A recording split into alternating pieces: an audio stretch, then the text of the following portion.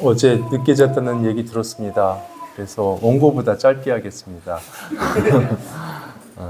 오늘 설교는 좀 교리적이에요. 예, 죄에 대한 내용이고, 그리고 우리의 거룩함에 대한 내용입니다.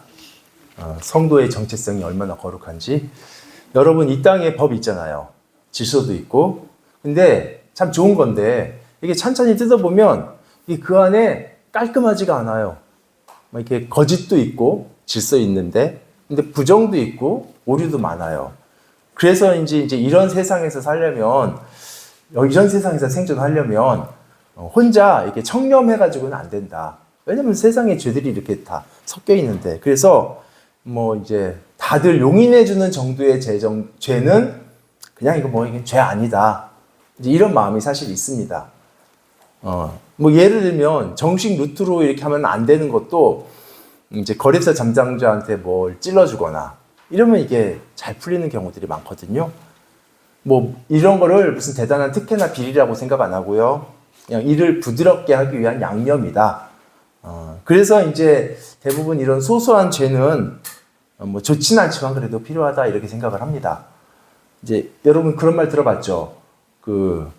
사람이 죄 안 짓고 어떻게 사냐? 또는 7새는 고기가 못 산다. 그러니까 살기 위해서 어쩔 수 없이 어느 정도 죄는 지을 수밖에 없다 또는 지어야 된다. 이제 이런 말들이요. 근데 이 말 안에 이제 깔린 전제가 그겁니다. 죄 안 짓고는 살 수가 없다. 그리고 다시 말하면 살기 위해서는 죄를 지을 수밖에 없다. 근데 여러분 성경은 좀 다르게 말해요. 뭐냐면 죄 지으면 죽는데요. 많이 다르죠. 야고보서 1장에서 욕심이 잉태한즉 죄를 낳고 죄가 장성한즉 사망을 낳는다 이렇게 말하거든요. 그러니까 여기서 세상의 가르침하고 성경의 가르침이 너무 다릅니다. 세상은 죄를 지어야 산다. 성경은 죄를 지으면 죽는다. 근데 여러분 이 결과만 다른 게 아니에요. 죄에 대해서 원인도 다르게 말합니다. 세상은 아까 말씀드린 대로 어쩔 수 없음이 원인이에요. 할 수 없으니까. 그런데 성경은 이건 사실 사람의 욕심 때문이야 이렇게 말을 합니다. 욕심이 잉태해서 죄를 낳는 겁니다. 그래서 부득이한 것 때문에 환경 때문에 어쩔 수 없이 아니요. 우리가 원해서 하는 거예요. 그리고 자발적인 욕심입니다. 이게 정리하면 우리의 욕심 때문에 죄가 생겨요. 근데 그 죄는 자라납니다. 그리고 결국 죽음이 와요. 사실 여러분 아무도 죽고 싶어서 죄 짓는 사람은 없어요. 죽으려고 죄 짓는 사람은 없습니다. 오히려 살기 위해서 아까 말씀드린 대로 그렇게 살기 위해서 죄를 짓는 건데 이게 역설적이게도 그것 때문에 죽는 거거든요. 그래서 이런 상황을 좀 이렇게 비유로 설명을 하자면 어제도 알코올 중독 얘기했었는데 알코올 중독자가 술 마시잖아요. 근데 가족들도 말립니다. 정말 말려요. 그리고 이제 술도 감추고 이러는데 이 사람은 안 먹으면 죽을 것 같다는 거예요. 진짜 그건 사실이에요. 온몸이 비틀리고 손이 떨리고 마음이 불안해지고 이런 금단 증상들이 있습니다. 그런데 의사는 계속 마시면 죽어요. 이렇게 얘기해요. 안 마시면 죽을 것 같아서 살기 위해서 마시고 의사는 마시면 죽는다 하고 결국 의사 말대로 죽습니다. 그러니까 여러분 술을 마시는 그 이유가 이 사람은 살기 위해서 마신다라는 거 하지만 정확하게 정말 더 정확하게 따지면 술에 대한 강력한 욕구 이게 술을 마시게 하는 거잖아요. 언제까지 그러죠? 죽을 때까지예요, 이건. 근데 죄도 마찬가지입니다. 죄를 짓는 이유는 나의 그 깊은 그 욕심 때문이지 사실은 표면적인 것은 살기 위해서지만 정말 근원적에서는 나의 깊은 욕심 때문입니다. 심지어 죄를 지으면 죽는다는 것을 알아도 우리나라에도 법도 있고 그러잖아요. 이 사회 안에도 형벌도 있고 그런데 욕심이 부풀러서 참을 수가 없어 죄가 터져 나옵니다. 그러니까 이렇게 부득이해서 부득이한 게 어떤 면에서는 맞을 수도 있어요. 그 부득이함이 환경적인 부득이함은 아니라 내면의 욕심에 의한 부득이함입니다. 너무 스스로 죄를 강렬하게 원하고 사랑해서 욕심에 끌려서 죄를 짓습니다. 여러분 도대체 이 욕심이 뭘까요? 이 욕심? 이제 이런 설교를 들으면 뭐 나는 욕심 없는 사람이니까 나랑은 관계없는 내용이네 이렇게 생각할 수 있는데 이 욕심은 그 놀부 같은 사람 있잖아요. 그런 사람 마음속에 나 있는 그런 거 아니에요. 사실 욕심이라고 번역된 에피드미아는 이 단어가 이제 욕구, 뭐 갈망, 아주 강하게 원하는 거 이거 누구에게나 있는 거잖아요. 그러니까 사실 욕심이라고 하기보다는 중립적으로 욕구라고 번역해도 좋습니다. 원래 욕구예요. 이 모든 욕구가 나쁜 거 아니죠? 예, 여러분 음식에 대한 욕구, 식욕이 없으면 어떻게 되죠? 죽어요. 바쁘면은 시간 없으면 밥 안 먹잖아요. 예, 욕구가 없는데. 예, 그리고 아무것도 성취가 되는 것이 없습니다. 그래서 성경에서도 이 에피두미아를 무조건 나쁘게 말하진 않아요. 뭐 긍정적인 의미로도 씁니다. 예를 들어서 빌립보서에 보면 바울이 내가 이 세상을 떠나서 정말 그리스도와 하나가 되고 싶다. 이거를 그때 에피두미아를 써요. 그 갈망을. 그리고 데살로니가 성도들을 너무 보고 싶은 거예요. 나도 정말 너희들 보고 싶다. 이때도 에피두미아예요. 예수님도 이 단어 쓰셨어요. 내가 이제 유월절 전날 이렇게 식사하시잖아요. 만찬. 그래서 제자들과 함께 정말 너희와 함께 먹기를 원한다 할 때 그게 에피두미아예요. 그러니까 여러분 에피두미아는 뭐냐면 그냥 대충 원하고 해줬으면 좋겠다 그런 바라는 게 아니라 아주 열정적으로 간절히 정말 원하는 그거. 그건 우리 모두에게 다 있습니다. 나쁜 것도 아니고. 그래서 여러분 여기에는 엄청난 에너지가 있어요. 이 에피드미아는. 제가 어떤 집사님이 아들 때문에 막 하소연하는 걸 들었는데 이제 뭐 하여간 뭐 게임 뭐 이런 것 때문에 핸드폰을 그런 거 안 되는 걸로 바꿨대요. 근데 어떤 창의력이 나왔는지 그걸 그렇게 또 바꿨대요. 해킹을 했는지 어떻게. 그래서 사람은요 무엇인가를 원하면 정말 이뤄내요. 예. 창의력과 에너지와 추진력. 그게 에피드미아고 이건 하나님께서 우리에게 주신 선물입니다. 나쁜 게 아니에요. 근데 심각한 문제가 뭐냐면 사람이 하나님을 떠나서 타락한 이후에 욕구 자체가 이제 죄를 향한 경향성으로 뒤틀려 버렸어요, 이게. 그래서 이제 이거는 사실은 이 강한 열망은 사탄이 만들어준 거 아닙니다. 하나님이 만들어주신 거예요. 그런데 이게 타락하고 뒤틀려 버리니까 이 강렬한 에너지가 어디로 가겠어요? 죄 짓는 데 다 쓰이는 거예요. 그래서 사람에게서 나오는 그 에피드미아 거의 대부분이 갈망이 죄 짓는 갈망입니다. 그래서 오늘 본문에서도 특별히 이거에 대해서 별도의 설명을 안 하는데 전제처럼 나오는 게 죄의 욕구로 나오잖아요. 그렇죠? 자, 참을 수 없는 이 욕구 우리 모두 안에 있어요. 이거 명상이나 도덕이나 교육으로 해결 안 돼요. 어제 말씀드렸죠? 그래서 이거 교육한다고 해결되는 게 아니고 그냥 꽉 틀어막는 거는 가능해요. 일반적으로. 근데 이 사이사이로 삐져나오는 것들 어떻게 해결해요? 안 되죠. 그래서 조금만 느슨해지면 조건과 환경만 갖춰지면 이거는 우리의 그 고매한 인격 사이로 그 도덕성 사이로 고개를 삐집고 나와서 죄라는 괴물이 돼버립니다. 즉 마음 안에 있는 그 상태의 욕심이 현실에서 구체화되고 실제화가 돼버리는 거예요.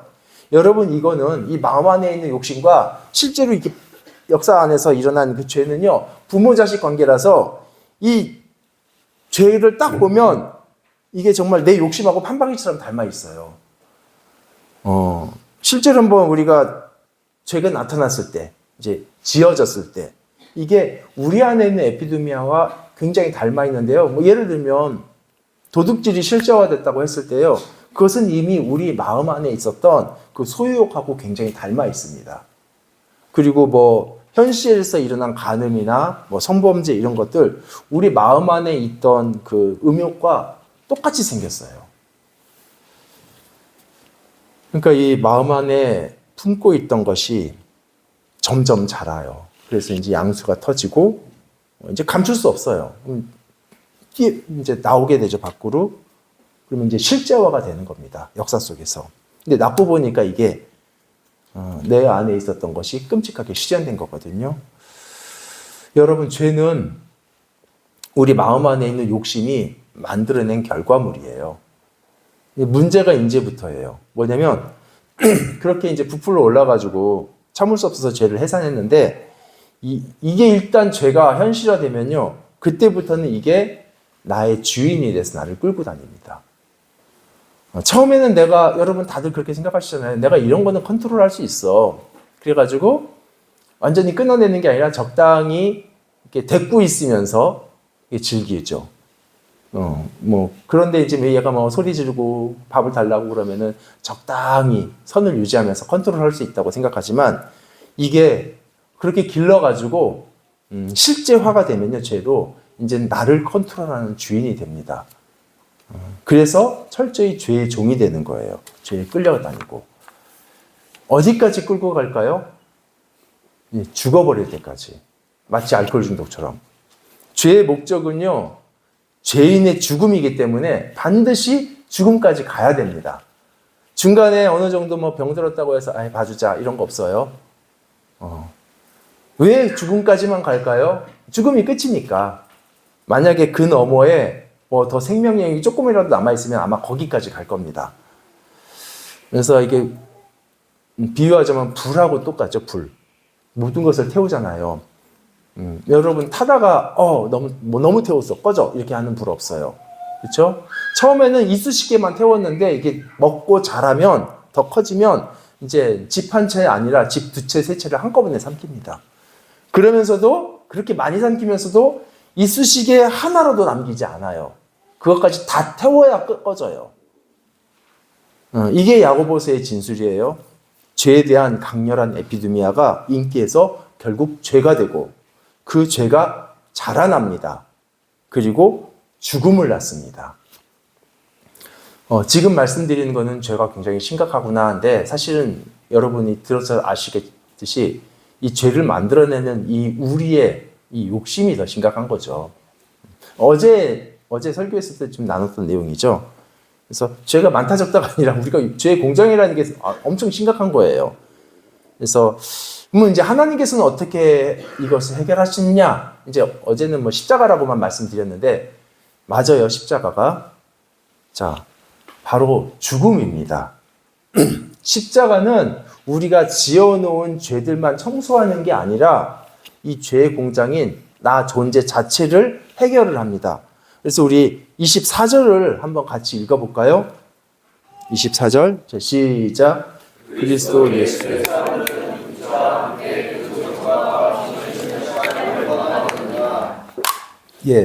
십자가에는 예수님만 달린 줄 알았더니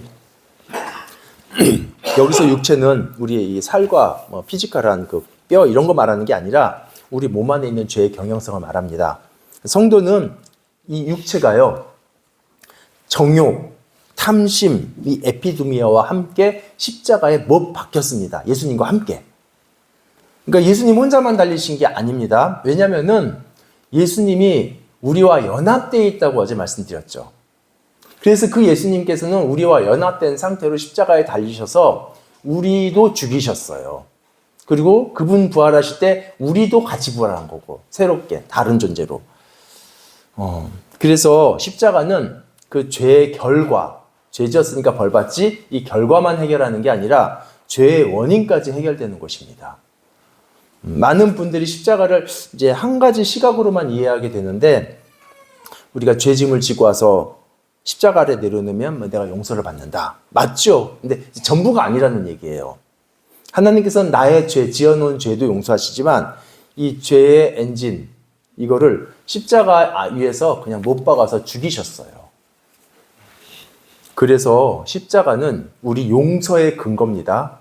그런데 동시에 이제 우리가 죄에 묶이지 않고 거룩하게 살아갈 수 있는 근거예요. 십자가 때문에.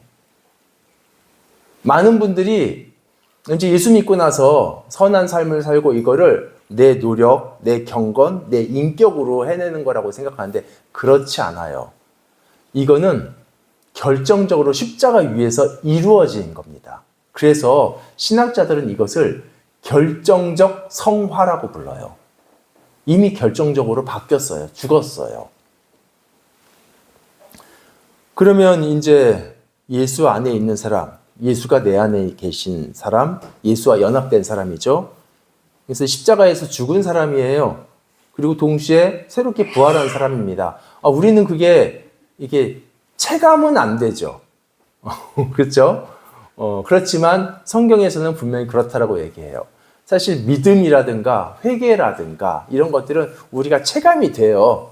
내가 역사 속에서 확인도 되고 보이고. 그런데 칭의라든가 양자가 됐다라든가 이런 결정적인 성화 이런 것들은 하나님께서 이루시는 겁니다. 우리 영혼의 상태에서. 근데 성화 안에서도 우리가 체감되는 성화가 있어요. 조금 이따 말씀드릴게요. 점진적 성화라고 합니다. 이제 어쨌든 이제 예수님께서 해결하셨죠? 자, 이제 여기서 끝나면은 너무 좋죠. 이제 설교 끝나면. 근데 조금만 더 합시다. 여기서부터가 이제 진짜로 해야 되는 얘기니까 맨날 그러네 제가. 근데 그래요. 예. 자, 만약에 여기서 사실 설교를 마치면 좀 찜찜한 게 남아요. 왜냐면 아니 그리스도께서 죽으실 때 우리가 죽었다면서요. 근데 왜 우리 안에서는 아직도 욕심이 있죠? 죽었다는데. 그리고 우리가 왜 죄의 욕심하고 싸워야 돼요? 그거 죽었다면서.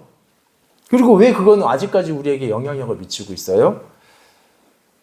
여러분, 그건 뭐냐면 죄는 죽었어요. 십자가 위에서. 그런데 그 습관이 살아있어요.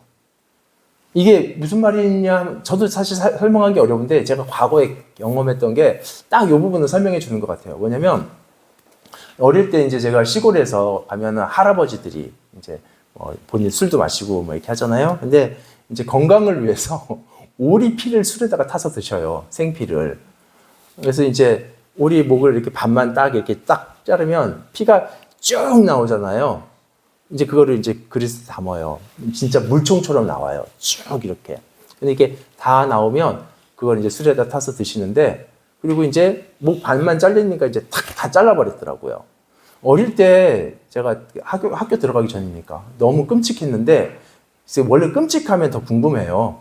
그래서 이제 가까이 가서 봤어요. 그때 오리가 벌떡 일어나가지고 걸어갔어요. 전 기절할 뻔했어요. 그런데 그때는 충분히 이해를 못했죠. 놀래기만 했지. 근데 나중에 보니까 뭐 사람이 교통사고로 팔이 잘려도 팔이 움직인다고 하더라고. 신경이 살아있대요. 근데 그거가 꿈틀거린 게 아니었어요. 제가 정확하게 기억하는데 얘가 걸어갔어요.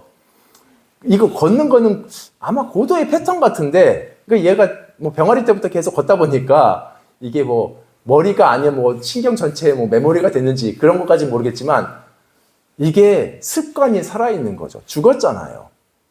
예. 우리 옛사람은 이 오리처럼 이미 십자가에서 결정적으로 죽었습니다. 그런데 그 옛 습관, 그 죄의 습관, 신경이 살아있어서 우리에게 영향을 줘요. 그래서 성도가 죄 짓는 것은 이 죽은 몸의 습관을 따라 사는 거예요. 그래서 성경에서는 그렇게 하지 말라라고 얘기하거든요. 우리가 죄 짓는 게 굉장히 편합니다. 그렇죠?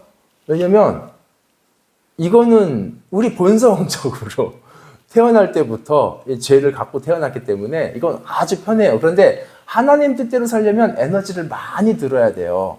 그래서 대부분 어떻게 오해하냐면 원래 자연스러운 게 나잖아요.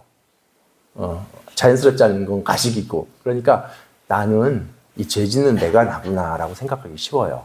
근데 그렇지 않습니다. 이 습관이 우리에게 고착되어 있고 그래서 새로운 생명이기 때문에 또 이것이 익숙하지 않는 것이지, 사실은 우리 자신은 누구냐면 죽은 나가 아니라 새롭게 부활한 나가 나예요. 그래서 새로운 피조물이라 그러는 거예요. 그런데도 우리는 자꾸 옛 습관이 나타난다는 게 참 고통스러운 거죠. 바울도 고통스러워했고. 그래서 성경에서는 어쨌든 이런 우리에게 어떤 인식을 가지라고 말을 하냐면 너희는 죽었다라는 얘기를 해요. 그래서 이제 확실하게 그리고 죽이라고 얘기를 해요. 그것을. 그리고 너희가 진짜 하나님의 자녀이고 거룩한 사람이라는 것을 그 정체성으로 살아가라고 얘기를 합니다. 자, 이제 우리는 십자가에서 결정적으로 거룩하게 됐습니다. 결정적 성화. 죽었어요. 그러면 이제 남아있는 이 습관, 이것을 죽이는 과정을 점진적 성화라고 해요. 우리 삶에서 이거는 체감되는 것들입니다. 그래서 성경에서는 구습을 따르는 옛사람을 벗어버리라. 에베소서에 나와요. 옛사람과 그 행위를 벗어버리라. 땅에 있는 지체를 죽이라. 예. 몸의 사욕에 순종하지 말라. 예. 이것을 쳐서 복종시키라. 이런 얘기들을 합니다. 만약에 여러분 이 재지는 게 익숙하잖아요. 그러니까 그냥 그 습관대로 편하게 살면 어떻게 되냐면요. 이 근육은 강화가 돼요. 이 근육은. 사실은 우리는 이렇게 살아야 되는데 이 근육이 약해지고 그 습관에 따른 이 근육이 강화된다고요. 그래서 옛사람은 죽었지만 그 습관을 따라가는 이상한 삶을 살게 됩니다. 좀 끔찍하게 얘기하면 좀비 같잖아요. 그렇죠? 정리를 하면 이제 드디어 끝납니다. 여러분 어제 늦게 잔 거 알아요? 정리를 하면 십자가에서 죽음으로 우리는 결정적으로 바뀌었어요. 즉 십자가에서 결정적 성화가 이루어졌지만 그렇지만 우리는 매일매일 그 옛 습관과 싸우는 그 점진적 성화가 남아있고 어제 말씀드린 대로 성령께서 이루십니다. 성령의 역사예요. 그러면은 나는 가만히 잠자고 그냥 있으면 성령께서 안에서 뭐 이렇게 프로그래밍 다시 뭐 이런 거 아니에요. 우리가 그 성령의 역사하심에 순종해야 돼요. 은혜의 지배, 어제 말씀드린 죄의 지배 말고 은혜의 지배. 그래서 우리 25절을 한번 읽어볼까요? 자, 시작. 만일 우리가 성령으로 또한 성령으로 행할지니. 답은 성령인데 맨 끝에 우리의 동사가 붙어 있다라는 거예요. 행할지니라는. 예. 그래서 여러분, 이제 죄를 이기는 그 거룩함을 살아갑시다. 그러니까 죄를 안 짓는 거, 이게 나중에 벌 안 받으려고 안 짓는 게 아니라고 그랬죠? 이게 구원이에요. 그리고 성령을 따라 살아가는 것은 그냥 단지 죄를 안 질 수 있는 한 방편이 아니라 성령을 따라가는 게 진짜 이제 천국을 누리는 거라고요. 그 거룩함을 누리고 하나님 나라가 내 삶에서 정말 이렇게 실제화가 되는 거라고요. 그러니까 이게 구원이라니까요. 그냥 착하게 사는 도덕적인 거 얘기하는 거 아닙니다. 여러분, 우리 목 잘린 우리처럼 살지 맙시다. 기도하겠습니다.